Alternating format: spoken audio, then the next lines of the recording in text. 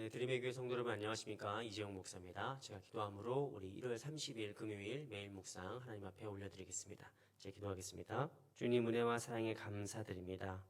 주님과 함께하니 고요한 시간, 우리가 다른 모든 일상과 우리의 모든 일정을 뒤로하고 하나님의 말씀 앞에 가장 먼저 나와 앉았습니다. 이 시간을 기억하며 아침에 눈을 뜨자마자 가장 먼저 주님 말씀을 생각한 우리 성도들을 주님 귀하게 여겨 주시옵소서. 이들의 하루에 복을 더하여 주시옵시고 이들이 가는 출근길과 학교 가는 길 그리고 오늘의 일정을 소화하려 나서는 모든 발걸음에 복을 더하여 주시옵소서. 하나님, 우리의 시선과 발걸음이 오직 진리이신 하나님 말씀에 고정되게 하여 주시옵시고 오늘도 우리 눈에 보암직하고 또 먹음직도 하고 그럴싸한 모든 현상이나 상황이나 소문에 우리의 눈과 마음을 빼앗기지 않도록 인도하여 주시옵소서.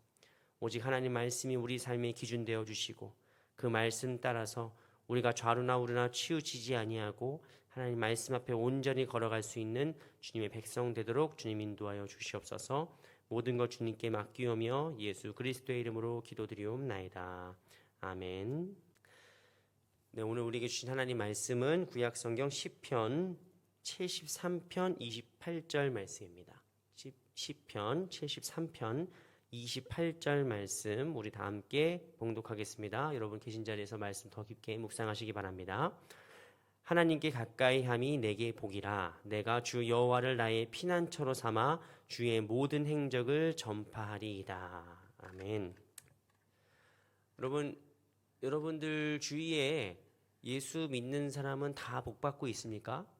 예수님 믿고 교회 다니는 사람들은 다 복받고 행복하고 또 교회 안 다니거나 예수 안 믿는 사람들은 다 불행하고 다 힘들고 가난하고 막 그렇죠? 네, 그럴 리가 있겠습니까? 네. 참 그런 부분들이 사실상 현실적으로 좀 어려운 부분이긴 합니다. 그러니까 예수님 안 믿고 하는 사람이 뭐 잘 되고 돈 많이 벌고 뭐 행복해 보이고 하는 것도 부럽지만 사실 더 이제 우리의 마음을 착잡하게 하는 건 저 사람은 명백히 잘못을 하고 있단 말이에요. 명백히 저 사람은 잘못을 하고 있고 심지어 거의 뭐 감옥만 안 갔지 죄 짓고도 떵떵거리며 잘 사는데 아니 잘못도 안 하고 법 없이도 살 것 같은 나나 아니면은 심지어 예수 잘 믿고 교회에서 열심히 봉사하는 뭐 우리 집이나 우리 교회 어떤 누구 성도님이나 이런 분들을 보면서 하나님 왜 이러시나? 하나님 왜 우리한테 복을 안 주시나? 왜 저렇게 잘못하고 편법 쓰고 그런 사람들이 더 이렇게 행복해 보이는 것 같은 느낌이 들 때가 있죠. 이거는 잘못이 아닙니다. 저희만 그런 생각 드는 게 아니고 하박국이랄지 성경에 나오는 수많은 사람들도 바로 이러한 그 고민과 의문과 질문 속에 살았었던 것이죠. 그래서 가끔씩 이런 생각이 들죠. 도대체 하나님 믿는 게 무슨 유익이 있나? 예수 믿는 게 나한테 무슨 도움이 되나? 이런 생각을 하는 거죠. 그런데 오늘 우리가 말씀을 살펴본 이 시편 73편에 아삽도 같은 고민을 했습니다. 아삽은 성전의 찬양대장이었고 누구보다 하나님을 가까이 섬기던 사람이었지만 사실 그의 마음속에는 무엇이 있냐? 세상을 향한 분노가 있는 거예요. 73편을 우리가 다 읽진 않았지만 1절과 2절 그리고 3절 말씀에 보면 이렇게 써 있습니다. 하나님이 참으로 이스라엘 중 마음이 정결한 자에게 선을 행하시나 2절에 나는 거의 넘어질 뻔하였고 나의 걸음이 미끄러질 뻔하였으니 이는 내가 악인의 형통함을 보고 오만한 자를 질투하였음이로다. 아삽이 하나님 믿어요. 하나님 안 믿는 게 아니에요. 그런데 이 아삽조차 거의 실족할 뻔한 순간이 언제입니까? 악인이 더 잘 되는 거예요. 4절에 보면 심지어 그들은 죽을 때도 고통이 없이 죽고 그 힘이 강건하고 아주 떵떵거리고 잘 사는 거예요. 이걸 보면서 아삽이 어땠다고요? 거의 넘어질 뻔했다. 나 진짜 시험 들 뻔했다. 라고 하는 것이죠.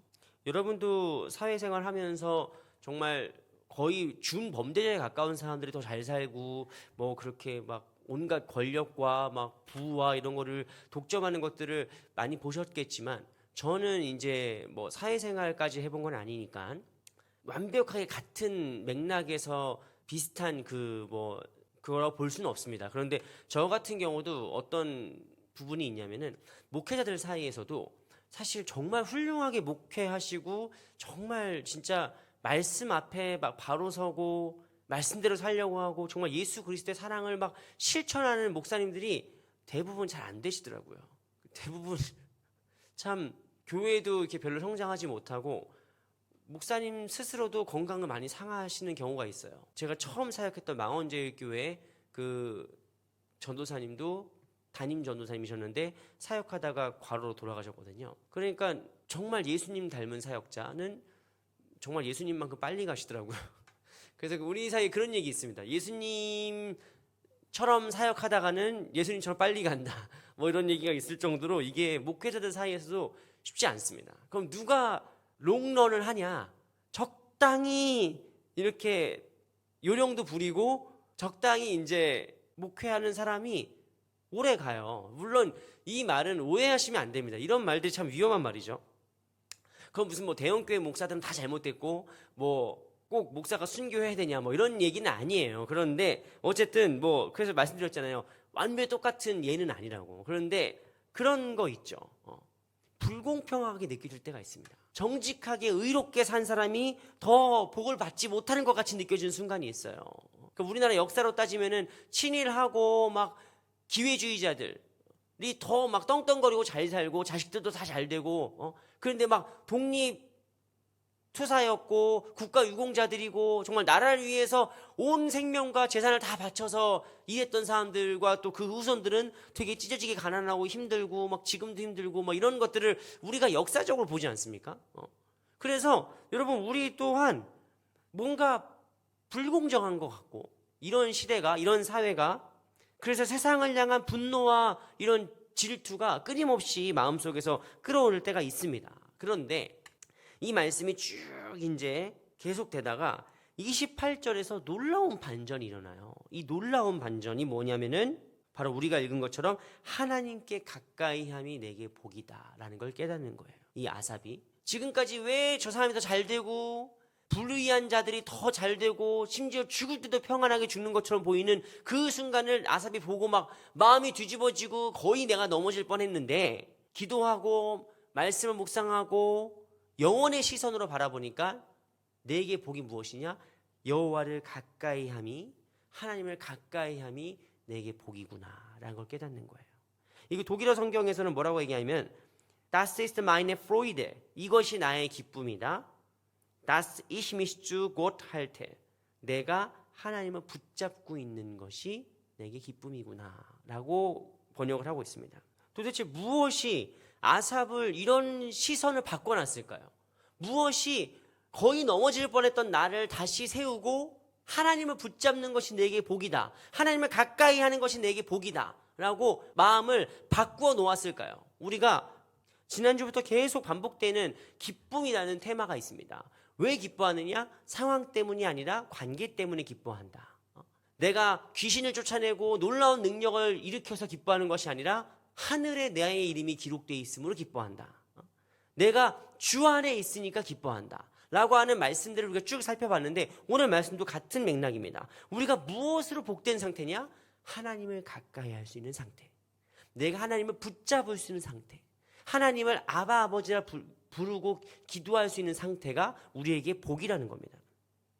여러분 어떻게 해서 아삽의 생각이 이렇게 180도로 바뀔 수 있을까요? 그것은 우리가 읽지 않았지만 시편 73편 17절 말씀에 이렇게 기록되어 있습니다. 하나님의 성소에 들어갈 때에야 그들의 종말을 내가 깨달았나이다.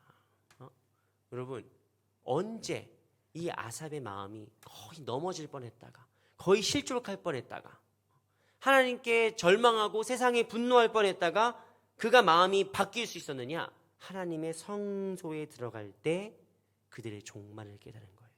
영원의 시선을 발견하니까 이게 아무것도 아니라는 사실을 깨달은 겁니다.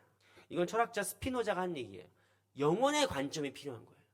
우리가 인생을 바라볼 때 물론 내 눈앞에 있는 것들을 잘 해결하는 것도 중요하죠. 그런데 인생은 영원의 관점으로 조망할 수 있어야 되거든요. 아삽이 여호와의 성전을 들어갈 때 뭘 발견한 겁니까? 영원의 관점으로 갈아 낀 거고 렌즈를 갈아 낀 거고 그들의 종말을 복이 된 것이죠. 그러자 진정한 복이 그냥 좀 잘 먹고 잘 살고 그냥 내가 좀 건강하고 이런 게 아니라 영혼의 관점에서 보니까 하나님을 가까이 할 수 있는 게 복이구나. 하나님을 붙잡을 수 있는 게 복이구나 라고 하는 거예요. 여러분 해외여행 가실 때 이제 갔다가 올 때 여러분들 뭐 세관에 뭘 씁니다. 그죠? 뭐 이렇게 뭐 얼마치 이상을 샀다랄지 뭐 있잖아요. 저는 한 번도 걸린 적이 없어서 잘 모르겠는데 어쨌든 얼마짜리 이상은 못 사고 막 그렇죠? 예, 얼마짜리 이상은 뭐 구매를 못 한다랄지 뭐 돈도 얼마 이상은 현금으로 들고 갈 수 없다랄지 뭐 이런 규정들이 있습니다. 누군가 해외여행을 가서 거기에서 막 값비싼 막 명품과 막 온갖 금은 보화 막 엄청나게 귀한 것들을 잔뜩 가지고 왔어요. 그래서 같이 비행기 타고 올 때는 얼마나 그게 참 부럽고 야, 저 사람은 저것도 샀네. 저런 것도 살 수 있나 봐. 막 부럽고 그래도 여러분 공항에 도착하면 뭘 통과해야 됩니까? 검문소를 통과해야 돼요. 검문소를 통과할 때 그것이 규정이 어긋나면 다 버리고 가야 됩니다. 가지고 들어갈 수가 없어요. 저 옛날에 어디서 봤는데 한국 사람들이 막 뭘 샀는데 그 공항 검문소에서 이거 버리라고 막 그 소리 지르면서 이게 막 버리고 막 그런 것들을 봤었거든요. 필리핀이었던 것 같은데 보라카인가 뭐 그랬는데 어쨌든 그 장면을 보고 저 깜짝 놀랐어요. 새 건데 뜯지도 않은 뭐 명품 선글라스 뭐 지갑 뭐 이런 건데 그 검문소를 통과할 때 다 버려야 되는 거예요. 그냥 묻지도 따지지도 않고. 근데 어쨌든 그때 놀랬죠, 저는. 그런 걸 처음 봤어요. 진짜 눈앞에서 버려야 되더라고요. 여러분, 아삽이 본 게 이런 겁니다. 아삽이 주의 성전에 들어가서 본 게 뭐예요? 이 영혼의 관점에서 보니까 이 세상에서 누리는 모든 부귀와 영화와 우리가 평생 쌓아온 모든 명예와 권력과 인기가 다 두고 가야 되는 거예요. 이걸 들고 갈 수가 없는 거예요. 이 모든 걸 들고 저 죽음의 문턱을 넘어갈 수가 없는 거예요. 그 죽음의 문턱을 넘어갈 때는 그 영원의 문을 지나갈 때는 다 두고 가야 돼. 어차피 쓸 데가 없어요. 내가 이 인생에서 복이라고 생각했던 모든 것들, 건강과 뭐 재력과 권력과 인기와 명예와 이 모든 것들이 결국에는 영원의 문을 통과할 때, 우리가 죽음을 맞이하게 될 때 사실상 아무것도 아닌 거예요. 아삽이 깨달은 게 무엇입니까? 그들의 종말을 보았다. 그들이 왜 지금은 떵떵거리고 잘 살아도 복받은 인생이라 할 수 없냐면 하나님을 가까이 할 수 없기 때문이에요. 하나님을 붙잡을 수 없기 때문이에요. 그걸 보고 쌤통이라고 생각하면 안 되죠. 그걸 보고 불쌍하게 보여야 돼요. 어떡해. 지금 뭐 몇백억 있으면 뭐해. 지금 몇천억 있으면 뭐해. 다 두고 와야 되는데. 저 사람의 종말은, 저 사람의 마지막은 그 뒤가 없는데. 그 뒤가 너무 비참한데. 어떡해. 이게 안타까운 마음이 있어야 되는 겁니다. 여러분 이것이 전도지. 이것이 우리가 그들에게 하나님의 복음을 증거해야 될 이유지 다른 게 뭐가 있겠어요. 여러분 우리가 우리 인생의 마지막 검문소 죽음이라는 그 검문소를 통과할 때 거기서 유일하게 통과할 수 있는 게 뭔지 아십니까? 여러분 계신 곳에서 따라하시기 바랍니다. 예수 그리스도예요. 예수 그리스도의 이름뿐입니다. 요한일서 5장 12절 말씀에 이렇게 써 있습니다. 아들이 있는 자에게는 생명이 있고 하나님의 아들이 없는 자에게는 생명이 없느니라. 예수가 생명이고 이 예수의 생명이 영원하신 부활의 생명이 우리가 죽음을 지나는 그 순간에도 부활로 다시 일으키신단 말이에요. 아들이 있는 자에게는 생명이 있다. 이것이 우리의 믿음입니다. 아삽이 성소에서 깨달은 것이 무엇입니까? 악인들이 지금은 저 높은 곳에 있는 것 같고 나보다 더 높은 곳에서 떵떵거리며 살고 있는 것 같지만 저 종말, 악인들의 종말은 뭐예요? 붙잡을 수 없을 만큼 미끄러지게 내려가는 거예요. 그들이 미끄러지면 어떻게 됩니까? 18절에 주께서 참으로 그들을 미끄러운 곳에 두시며 파멸에 던지시니 19절에 그들이 어찌하여 그리 갑자기 황폐해 되었는가 놀랄 정도로 그들은 전멸하였나이다. 20절 주여 사람이 깬 후에는 꿈을 무시함같이 주께서 깨신 후에는 그들의 형상을 멸시하시리이다. 뭐죠? 꿈결 같은 존재예요. 그들이 누리는 복은 그냥 꿈 같은 복이에요. 좋은 뜻이기도 하지만 깨면 그만인 거예요. 깨면 사라지는 거예요. 이 종말론적인 신앙을 가지고 있자 아삽의 고백이 바뀌는 겁니다. 질투나 세상에 대한 분노가 아니라 감사로 바뀌는 거예요. 내가 하나님을 가까이 함이, 내가 하나님을 붙잡을 수 있음이 내게 복이구나. 이렇게 고백이 바뀌게 되는 겁니다. 사랑하는 우리 드림의 교회 성도 여러분, 여러분도 혹시 주위에 잘 나가는 사람이 부럽습니까? 누군가 쟤는 안 돼야 되는데 제가 나보다 잘 되는 거에 대해서 부럽고 배가 아프십니까? 여러분, 진정한 복은 그들의 현재에 있지 않습니다. 진정한 복은 오늘 우리가 살고 있는 이 현재에 있지 않습니다. 진정한 복은 언제 있습니까? 결말에 있는 거죠. 결말에 있는 거예요. 독일어에서 아주 유명한 속담 중에 하나가 엔데 굿 알레스 굿이란 말이 있어요. 엔데 굿 알레스 굿. 끝이 좋으면 다 좋다. 이 뜻이에요. 끝이 좋아야 다 좋은 인생입니다. 여러분, 우리가 여러분들의 목회자로서 여러분들이 살아가는 오늘이 더 윤택하고 평안하고 번성하길 바래요. 그걸 위해서 기도하고 있어요. 여러분들이 더 잘 살고 건강하고 여러분 자녀들도 다 잘 되고 하는 걸 위해서 기도하고 있어요. 기도는 하고 있어요. 그런데 정말 좋은 거 뭡니까?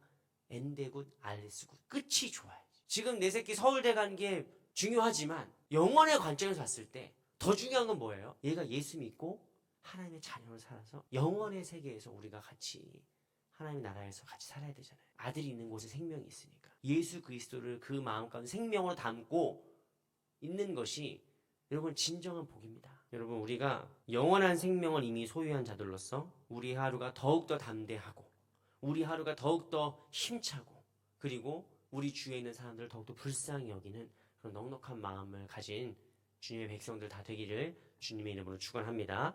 제가 기도하겠습니다.